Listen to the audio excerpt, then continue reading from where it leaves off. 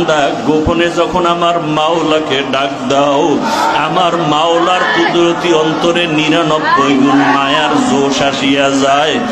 আমার আল্লাহ বলে, ও ফেরেশতা তাকাইয়া দেখ, আসমান নীরব, জমিনটা নীরব, গাছের পাখিরা ঘুমায়, নদীর মাছ ঘুমায়, ঘরের মানুষেরা ঘুমায়। আমার ওই বান্দা অন্ধকারের মধ্যে কারে ডাক দেয়? ফেরেশতা কয় মাওলা তোমাকেই ডাকতেছে। আল্লাহ কয় ওই বান্দারে ওয়াদা দেও, আমি আল্লাহ 70,000 নূরের পর্দা উঠাইয়া আমি মাওলা ওই বান্দারে ডাকতেছি, আয় আয় আয় বান্দা কই, আমি তো তোকেই চাই, আয়। কুল ইয়া ইবাদিয়াল্লাযীনা আসরাফু আলা আনফুসিহিম লা তাকনাতু মির রাহমাতিল্লাহ ইন্নাল্লাহা ইয়াগফিরুয যুনুবা জামিআ ইন্নাহু হুয়াল গফুরুর রহিম।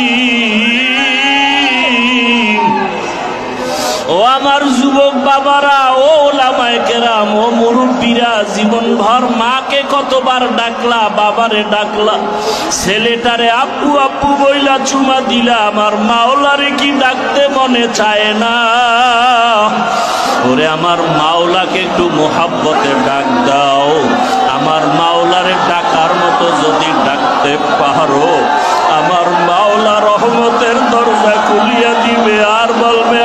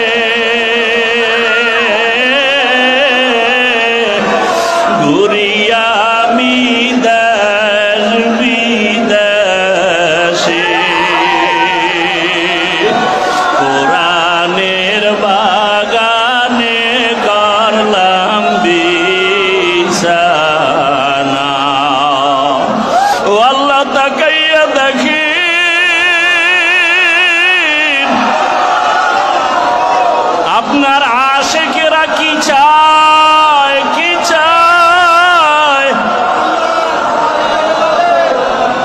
এরা বাড়ি চায় না, গাড়ি চায় না, টাকা চায় না, আপনাকে চায় রে আল্লাহ।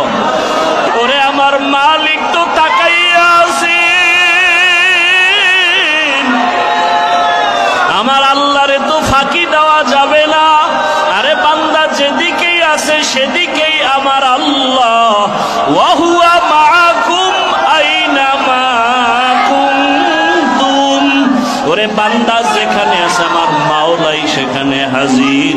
ওয়া নাহনু আকরাবু ইলাইহি মিন হাবলিল ওয়ারিদ।